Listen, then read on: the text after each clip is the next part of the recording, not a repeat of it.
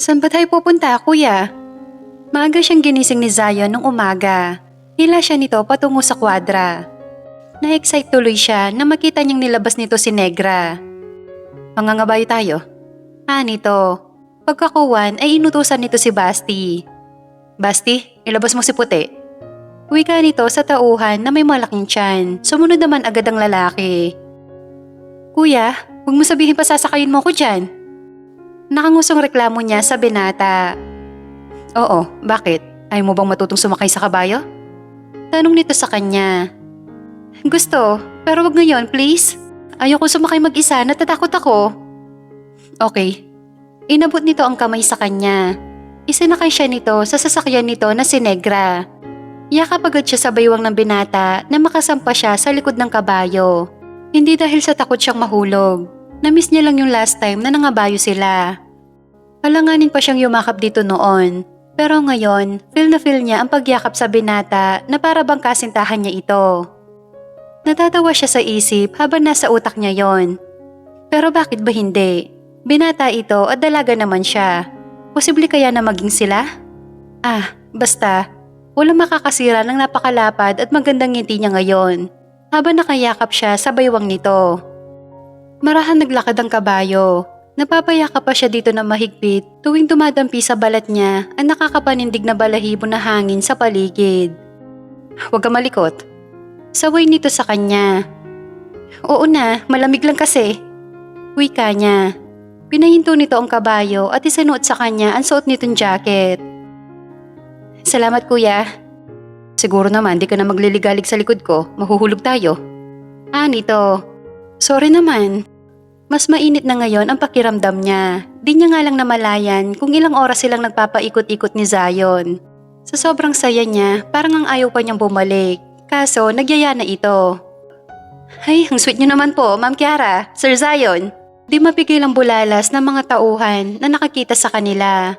Bagay na lalong nagpangiti sa kanya.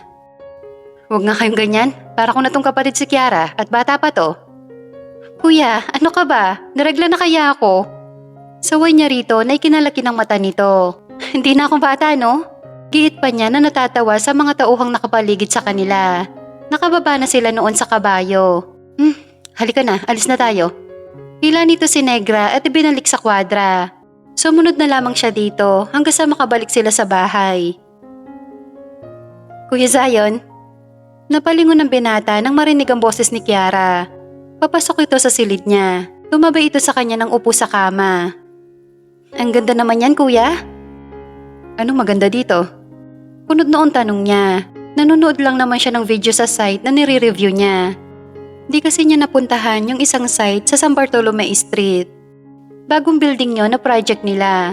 Kaya nanghingi siya ng video sa foreman na naka-assign doon para kahit paano may idea siya kung ano bang nagawa ng mga ito kanina. Basta kuya, maganda. Sabi lang nito. Gusto mo ba maging engineer din na tulad ko? Niya, para kasing interesado ito. Hindi. Wika nito at sumandal sa headrest ng kama. Kung ganon, ano bang gusto mo paglaki mo? Malaki na ako kuya, di na ako lalaki pa no? Ang tila naiinis na sabi nito. Oo nga naman, sa edad nito ngayon ay fully developed na ang katawan nito. Pati height nito na tama sa height niyang paleeg, yung kasing taas ni Nea. At dahil 15 anyos lang ito, kaya medyo immature pa mag-isip. Okay, ano bang gusto mo kapag nasa kolehiyo ka na? Ang gusto ko? Nito na iniisip mo na ang sasabihin. Pagkatapos ay ngumiti ito sa kanya. Gusto ko maging mami ng mga anak mo. Walang gatol na sabi nito, dahilan para matampal niya ito sa noo. Di yata ay crush siya nito. Di na siya magtataka dahil marami talaga ang nagwagwapuhan sa kanya at sanay na siya doon. Sa daming nagsasabi na pogi siya, wala na lang yun sa kanya. Isa lang naman ang babaeng hinihintay niya na makakita nito, si Nea. Ikaw, bata ka pa. Mag-aaral ka muna bago ang mga bagay na ganyan. Bukas nga pala, sasamahan kita. Saan, kuya? Ipapa-enroll kita sa bayan. Dito ka na papasok. Imporma niya na ikinalukot na mukha nito. Kailangan pa ba yun? Nakanguso reklamo nito. Oo naman, para sa future mo. Gusto ko makapagtapos ka rin kagaya ko. Bakit pa? Marami na akong pera. Di ko na kailangan yon. Siguro nga mayaman ka na. Ngunit ang edukasyon, di mo mabibili ng kahit anong halaga. Ang pera ay nauubos. Lalo na kapag di mo to napapangalagaan ng maayos. Marami mapagsamantala sa mundo. Malalamangan ka ng iba kung salat ang kaalaman mo.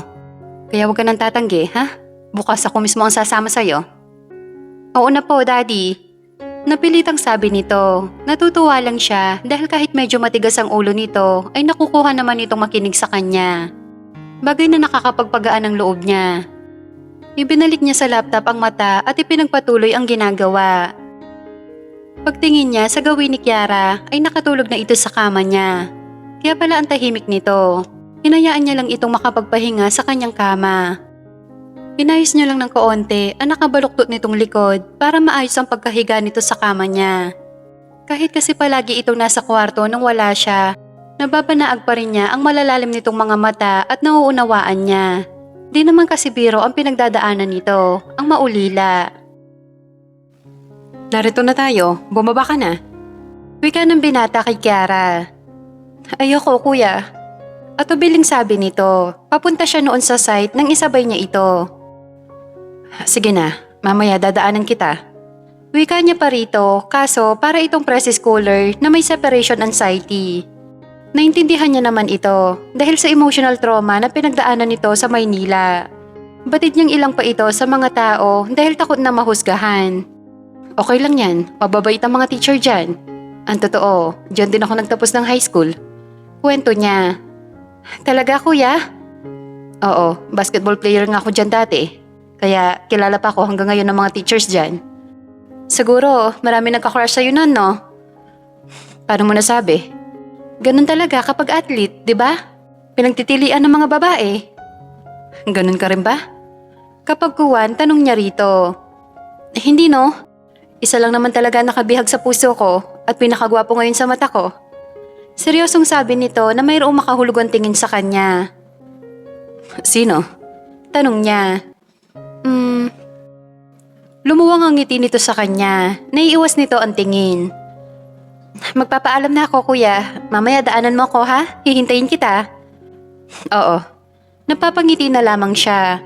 Akala niya pilya ito. May hiya din palang umamin kung sino ang gwapong sinasabi nito. Takot rin yatang matukso. Pagkagaling niya sa San Bartolome, ay dumaan siya sa bagong bukas na resto ng kaibigang si Ismael. Kabilin-bilinan kasi nito na wag siyang mawawala. Di naman kasi talaga siya pupunta doon kung wala lang din si Nea. Kaya yon, kumpleto na naman silang apat. Siyempre, libre pagkain at may inuman na kaunti at kantahan. Nalibang tuloy siya. Pagtingin niya sa relos ay alas 5 na. Aalis na pala ako. Nagmamadaling paalam niya sa mga ito. Ang aga pa, ikaw naman. Pigil sa kanya ni Ismael. Oo nga naman, Zion. Masyado ka yata nagmamadali. Talo mo pa ang may asawa naghihintay sa bahay. May panunuksong wika ni Rustico. Kanina pa kasi siya nakatingin sa relo na nasa bisik niya.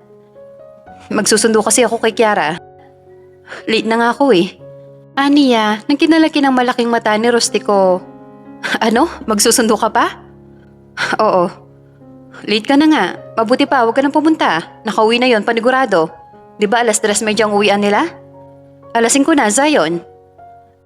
At ubili naman siya na sundin to. Sabi kasi ni Kiara ay hihintayin siya nito. At baka nga maghintay yon, kawawa naman. Tawagan mo na lang kung nag-aalala ka. Sabi nito, kaso nang tawagan niya ang cellphone nito ay ring lang ang tanging naririnig niya. Kaya si Basti na lamang ang tinawagan niya. Nariyan na ba si Kiara? Kakarating lang po, Sir Zion. Mabuti naman. Wika niya, kahit paano nakahinga siya ng maluwag. Nawala kasi talaga sa isip niya kanina na sunduin ito. Lalo na si Nea ang kasama niya. Ano Zion, tititigan mo na lang ba ang baso? Ani sa kanya ng dalaga.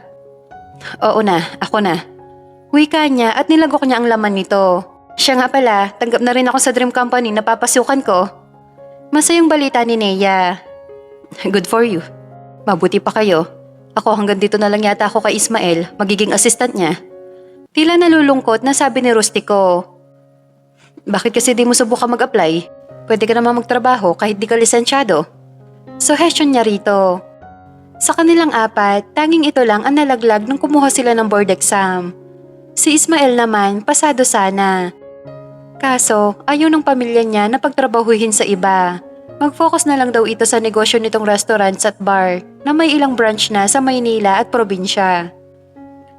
Wag na, mamaliitin lang nila ako. Dito na lang ako kay Ismael, at least libre pagkain, saka ang bahay na tutuluyan ko. Tinawanan na lang nila ito sa pabirong sabi nito. Mag-exam ka na lang uli. Wika naman sa binata ni Nea. Huwag mo nang pilitin, Nea. Mawawalan ako ng masipag na waiter dito. Kontra naman ni Ismael sa dalaga.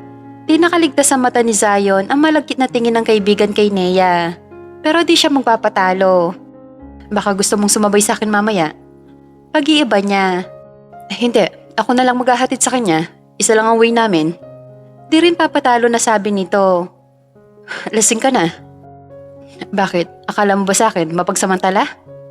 Hindi naman, baka maaksidente lang kayo. Tama na nga, magpapasundo na lang ako sa kapatid ko. Para di na kayo nagtataasan ng boses. Sabi nito at umalis na ang dalaga sa kinapupwestuhan nilang mesa. Hoy, kayo. Turo sa kanilang dalawa ni Rustico. Nararamdaman ko iba ang tingin nyo kay Nea. Nito na tumaas-taas pa ang dalawa nitong kilay sa kanila. Hindi Tanggi agad ni Ismael na tiniaman ng tingin ang kaibigan. Iiwasan na ng tingin si Zion sa kaibigan kaso na-corner nito ang mata niya. Isa ka pa, Zion. Nakakalimutan niyo na bang sinabi ni Nea? Bawal manligaw sa kanya. Ayaw niyo magka-boyfriend ng kaibigan. Huwag niyo sanang sayangin ang matagal na nating pagkakaibigan.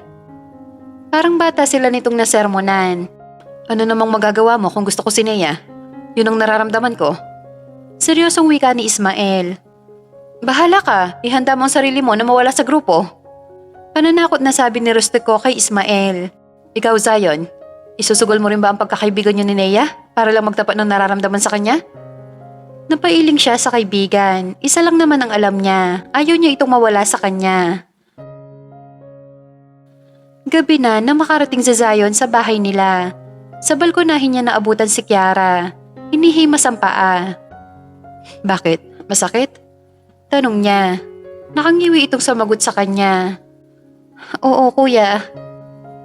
Napatingin siya sa paa nito na tila namumula, partikular sa hinlalaki nito. Palibhasa, maputi, kaya halatang halata ang blister na namuo. Ano nangyari? Bakit may paltos ka?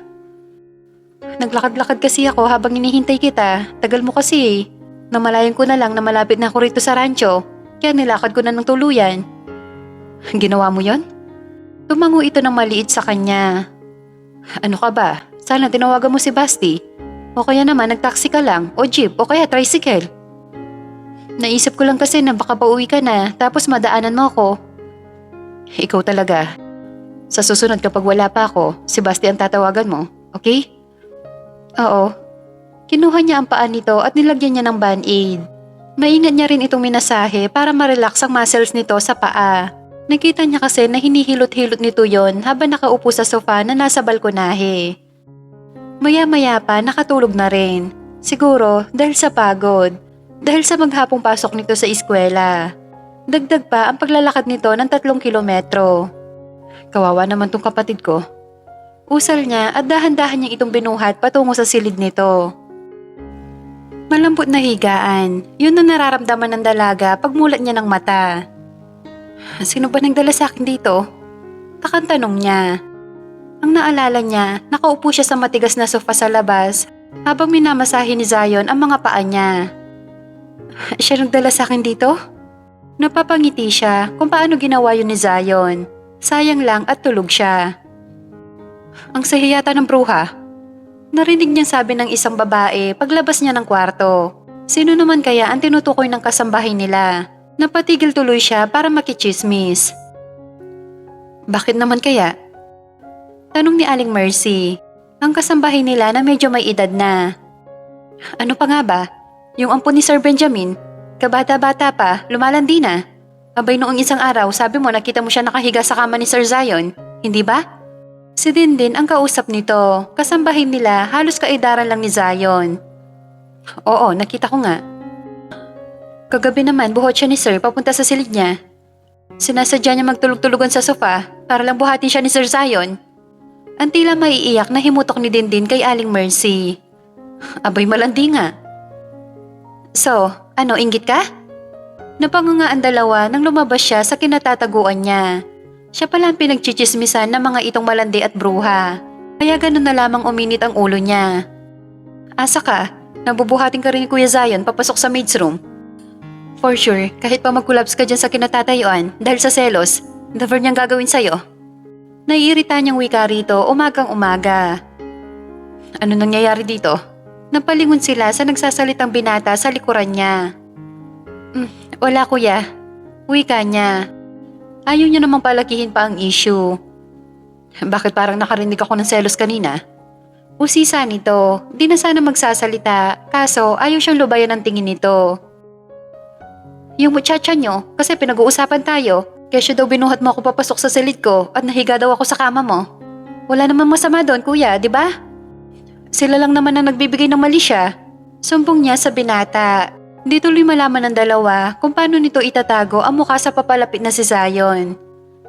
Kayong dalawa, kung ano yung nakita nyo, walang ibig sabihin yon. Maliwanag ba? Di namin kayo binabayaran dito para pag-usapan kami. Sa ramon ng binata na ikinangiti ni Kiara. Opo sir, pasensya na po. Sige na, makakaalis na kayo. Hindi pa nakakatuwid ng tayo ang dalawa ay nariyan na si Mrs. Castillo. Teka, ano nangyayari? Nito. Wala ma. Konting misunderstanding lang. Bali walang wika ni Zion at sinenyasan na ang dalawa na umalis na. Hindi, gusto ko malaman. Sabihin nyo. Ikaw din, Mercy, magsalita kayo. Nasa labas ako nang marinig ko kayo nagtatalo rito. Kalakas na mga boses nyo. Kasi po ma'am, pinagchichismisan nila kami ni Kuya Zion, auntie. Si Kiara na ang nagtapat sa ina ng binata. Tila kasi nauumid pa ang kasambahay dahil nakabantay dito ang mga mata ni Zion. At anong chismis daw ito? Huwag niyo nang alamin, ma. Agaw naman ang binata. Wala lang yon. Hindi pinansin ng matanda ang binata nitong anak at nakatingin ito kay Mercy. Ano nakita mo? Wala po yon, Ma'am Divina. Nakahiga lang naman po si Kiara sa kama ni Zion. Di po sila magkatabi. Salaysay nito na nakayuko pa. Yung pagbuhat naman po ni Sir Zion kagabi sa kanya patungo sa kwarto, si Dindin na lang po ang nakakita nun. Otomatiko ang paglipat ng istriktong mata ni Mrs. Castillo sa dalaga at binata. Kayong dalawa, mag-usap tayo. Habang ang dalawang kasambahay ay pinaalis na ito. Ayoko na maulit yon, Zion. Maliwanag ba? Lumipat ang mata nito kay Kiara. Ikaw din, huwag ka nang papasok sa silid ng kuya mo. Ayoko nang maulit ang pagtulog mo sa kama niya, maliwanag? Dalaga ka na.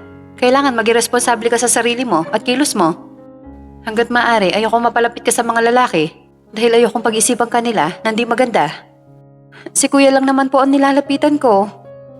Kahit na, kung maaari, iwasan niyo magkasarili kayong dalawa. Ma, saway ni Zion sa ina. Ano namang akala niyo sa akin, manyak? Para may gawin ako kay Kiara? Di ako ganon. Pati kayo nahawa na sa karumihan ng utak ng dalawang yon. Ani yung naiiling. Abay anak, hindi sa wala akong tiwala sa'yo. Nag-iingat lang kasi alam mo naman ang tukso. Hindi natin alam. Hindi kayo magkaano-ano ni Kiara, kaya hindi malayong mangyari ang posible. Ngayon pa lang, iwasan niyo muna ang isa't isa. Bakit niyo po ako pinapaiwas sa kanya, auntie? Siya nga lang po ang close ko rito. Hindi ko po gagawin yon. Suway ng dalaga na ikinataas ng kilay ng ginang. Magsasalita sana ito ng unahan ni Zion. Kiara, bakit kuya? Sang-ayon ka ba sa kanya? Wala naman tayong masamang ginagawa, di ba? Tama siya, mama. Di naman makatwiran ng pinapagawa niyo sa amin. Umaga yon nung matulog siya sa kama ko at yung pagbuhat ko sa kanya, pagod lang siya dahil hindi ko siya nasundo kahapon sa eskwela. Naglakad tuloy siya pa uwi kaya alam ko pagod siya. Hindi ko na siya ginising pa. Kahit na, di magbabago ang pasya ko. Umakto kayong formal, kunwari bago magkakilala. Anong problema dito? Napatigil silang tatlo nang dumating si Uncle Benjamin. Huminga muna ng malalim ang ginang at dinala nito sa silid ang asawa. Doon na nag-usap ng masinsinan ng dalawa. Kung saan kwento nito sa asawa ang lahat na nangyari. Pati nga ang paglalakad ni Kiara na ilahat pa nito. Walang labis, walang kulang. Hayaan mo na Han, mas mabuti nga yon. Ngayon pa lang magpapalagay na sila ng loob. Para pag dumating ang araw na maging mag-asawa sila, di na sila mangangapapa sa ugali ng isa't isa. Napalaki ang mata nito sa tinura ng asawa. Ano? Ano ba sinasabi mo? Huwag mo sabihin na boto ko sa babaeng yan. Wala namang masama kung magustuhan nila ang isa't isa. Mabait na bata si Kiara at gusto ko siya para sa anak natin. Naririnig mo ba ang sinasabi mo, Benjamin? Bata pa si Kiara. Sa ngayon, oo. Pasasaambat darating din yun sa tamang edad at kapag nangyari yun, gusto kong maikasal sila. Napahawak si Kiara sa kamay ng binata habang nakikinig sila sa pag-uusap ng mag-asawa. Sumunod kasi si Zion dito at sumama din siya. Nakatayo sila noon sa tapat ng pintuan. Palibhasa, nakaangat ito kaya rinig nila ang boses ng dalawa. Sarili niyo lang kagustuhan yon, Papa. Pero ako, di ako papayag. Nagulat ito nang biglang pumasok si Zion sa loob, kasunod si Kiara. Ngayon ay tuluyan na nitong nilakihan ang pagkabukas ng pintuan. Anak, anito na may marahan tingin sa binata. Kung ako lang masusunod, di ko balak na pakialaman ang buhay pag-ibig mo. Anong nangyari kasi? Hindi ko inaasahan. Batid mo naman na may problema tayo sa rancho, hindi ba? Anong kinalaman ng problema natin sa rancho, Papa? Bago pa dumating dito si Kiara, babawiin na sana ito ni Mr. Chua dahil sa malaki natin na utang sa kanya, kundi lang ito napigilan ni Solomon. Siya nagbayad ng utang natin kay Mr. Chua. Bilang kapalit noon, gusto ng uncle mo na pakasalan mong anak niya. Pagsapit nito ng 18 taong gulang. Payag po ako maging asawa ni Kuya Zion, Uncle. Nagugustuhan ko na po talaga siya noong una ko siyang makita. Todong ngiting sabat ng dalagita na tinutulan naman ng binata. Hindi maaari. Ayokong pakasal sa'yo. Mag-iipon ako para mabayaran ko ang utang namin sa'yo. Hindi mo naman kailangan gawin yon, Kuya Zion. Pamilya na tayo, di ba? Alam ko sa pamilya hindi na nagkukwentahan ng utang. Kalimutan mo na ang sinabi ko. Binabawi ko na. Hindi ka ang gusto kong maging asawa. May mahal na akong iba. Biglang nautal si Kiara sa sinabi ng binata. May mahal kang iba? Pakiramdam niya, para bang may biglang bumara sa lalamunan niya ng sandaling yon. Oo, Kiara. Kaya huwag kang umasa na ikakasal tayo. Hindi ka ang pangarap ko maging asawa.